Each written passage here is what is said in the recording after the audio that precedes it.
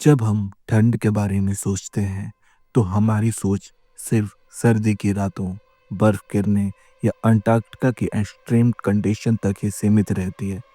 लेकिन क्या आपने कभी सोचा है कि जब टेम्परेचर और भी नीचे गिरता है तो दुनिया कैसे बदलती है? जब कोई चीज़ एक्सट्रीम कोल्ड कंडीशन में होती है तो उसका बिहेवियर बिल्कुल अलग होता है। ऑक्सीजन, जो हमारे ज़िंदगी का एक ज़रूरी हिस्सा है, -183 डिग्री सेल्सियस पर एक पेल ब्लू लिक्विड में बदल जाती है और अगर इसे और ठंडा करें तो ये सॉलिड क्रिस्टल की तरह फ्रीज हो जाती है। हीलियम, जो नॉर्मली किसी भी टेम्परेचर पर गैस होता है, एक्सट्रीम कोल्ड टेम्परेचर पर सुपर फ्लूइड बन जाता है जो बिना किसी फ्रिक्शन के फ्लो करता है। और सुपर कंडक्टर्स, ऐसे मटेरियल्स जो जीरो रेजिस्टेंस के साथ इलेक्ट्रिसिटी कंडक्ट करते हैं, सिर्फ अल्ट्रा लो टेम्परेचर पर ही काम करते हैं।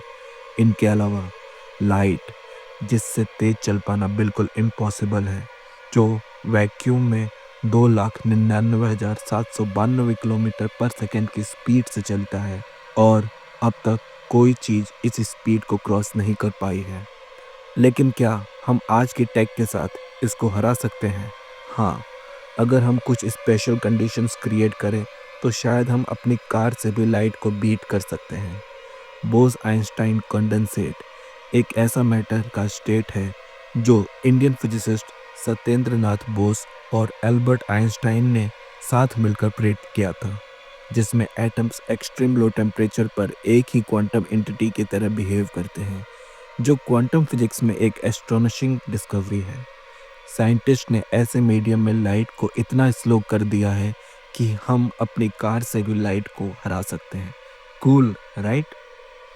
तो जब लो टेम्परेचर में इम्पॉसिबल भी पॉसिबल हो सकता है और इतना कुछ अचीव किया जा सकता है, तो हमें ये ज़रूर जानना चाहिए कि यूनिवर्स के सबसे ठंडी प्लेसेस कितनी ठंडी हैं और कहाँ हैं। पर उससे पहले आपसे रिक्वेस्ट है कि हमारे चैनल को सब्सक्राइब करें और अपने दोस्तों और फैमिली के साथ शेयर भी करें। हमारा मिशन है आपको ऐसे कन्वर्सेशन टॉपिक देना जो आपकी क्रिटिकल थिंकिंग और क्यूरियोसिटी को इनकरेज करें। Thank you. Now let's get back to the coldest place in the universe. सबसे पहले आपको ये समझना होगा कि एब्सोल्यूट जीरो क्या है और क्या इसे अचीव किया जा सकता है।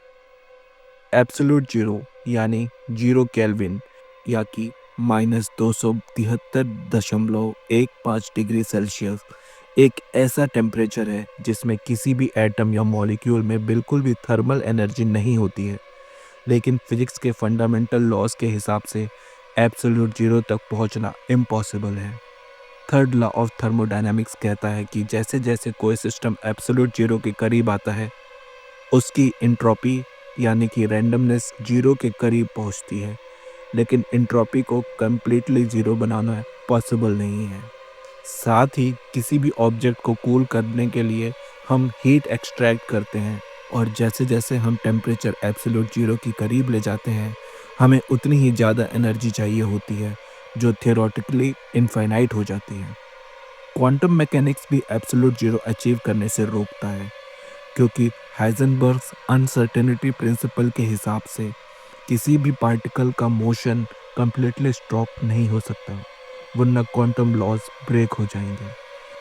इसके अलावा कॉस्मिक माइक्रोवेव बैकग्राउंड रेडिएशन की वजह से पूरे यूनिवर्स में भी मिनिमम टेम्परेचर 2.7 केल्विन तक ही होता है। इस वजह से नेचुरली भी एब्सोल्यूट जीरो एग्जिस्ट नहीं करता। इन सभी रीजंस की वजह से एब्सोल्यूट जीरो एक थियोरेटिकल कॉन्सेप्ट है, लेकिन प्रैक्टिकल रियलिटी में उस तक पहुंच पाना इम्पॉसिबल है।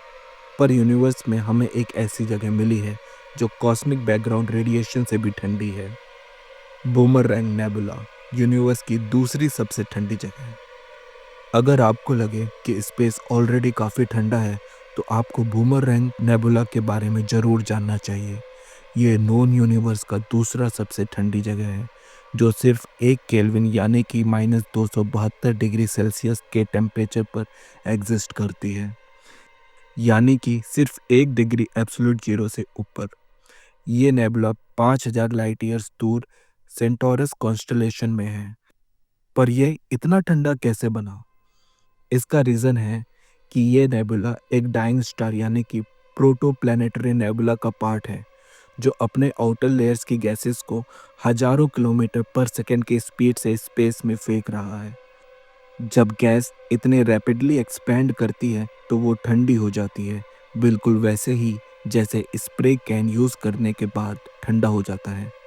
ये वही प्रोसेस है जो तब होता है जब हम पसीना बहाते हैं, गर्म मॉलिक्यूल्स एवेपोरेट हो जाते हैं और पीछे सिर्फ ठंडे मॉलिक्यूल्स बचते हैं। बूमरैंग नेबुला ऑफिशियली सबसे ठंडी नेचुरल अकरिंग जगह है जो अब तक साइंटिस्ट ने डिटेक्ट की है, पर ये पहले नंबर की ठंडी जगह से काफ़ी गर्म है। तो कहाँ है यूनिवर्स की सबसे ठंडी जगह? आपको यह सुन के फ्रॉस्ट बाइट हो सकता है, लेकिन यूनिवर्स की सबसे ठंडी जगह कहीं स्पेस में नहीं, बल्कि यहीं अर्थ पर है।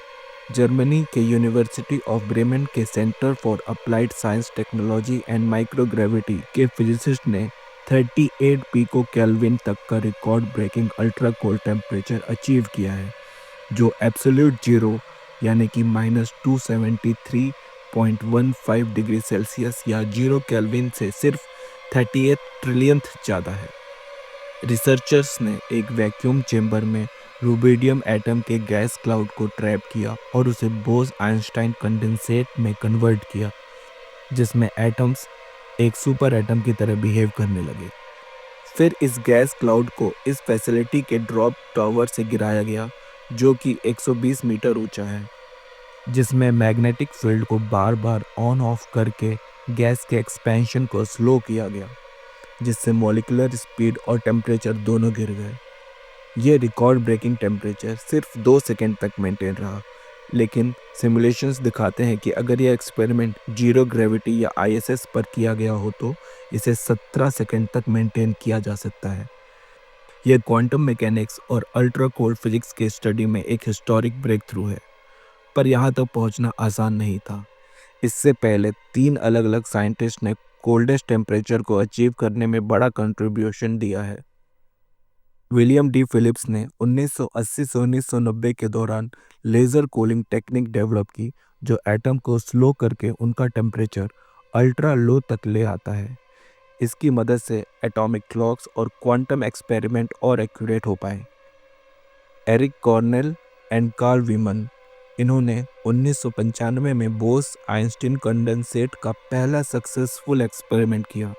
ये एक ऐसी स्टेट है जिसमें एटम्स क्वांटम लेवल पर एक सिंगल एंटिटी जैसे बिहेव करते हैं।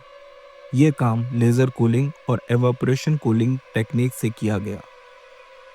वोल्फगैंग केटरले, इन्होंने बोस-आइंस्टीन कंडेंसेशन एक्सपेरिमेंट को और भी इम्प्रूव किया, जिसमें ज़्यादा लार्ज नंबर ऑफ एटम्स को नियर एब्सोल्यूट जीरो तक कूल किया गया। इनके काम की वजह से क्वांटम कंप्यूटिंग और सुपर कंडक्टिविटी के नए पॉसिबिलिटीज़ खुल गए।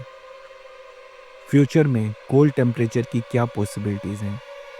आने वाले टाइम में एक्सट्रीम कोल्ड टेम्परेचर की स्टडी और भी ज़्यादा यूज़फुल हो सकती है। क्वांटम कंप्यूटिंग, जो फ्यूचर का सबसे बड़ा टेक्नोलॉजिकल रेवोल्यूशन हो सकता है, अल्ट्रा कोल्ड टेम्परेचर के बिना काम नहीं करेगा। सुपर कंडक्टर्स का यूज़ इलेक्ट्रिसिटी ट्रांसमिशन और ट्रांसपोर्टेशन को एफिशिएंट बना सकता है। इवन स्पेस टेलीस्कोप भी अल्ट्रा कोल्ड टेक्नोलॉजी का यूज़ करेंगे ताकि हम यूनिवर्स के डीप सीक्रेट्स को एक्सप्लोर कर सकें। पर सबसे बड़ा क्वेश्चन है कि क्या यूनिवर्स फ्यूचर में और भी कोल्ड हो सकता है? कॉस्मोलॉजिस्ट मानते हैं कि अगर यूनिवर्स इनडेफिनेटली एक्सपेंड करता रहा तो एक दिन हीट डेथ ऑफ यूनिवर्स हो सकती है, जिसमें सारी एनर्जी खत्म हो जाएगी और यूनिवर्स सिर्फ एक एक्सट्रीम कोल्ड एम्प्टी स्पेस बन जाएगा।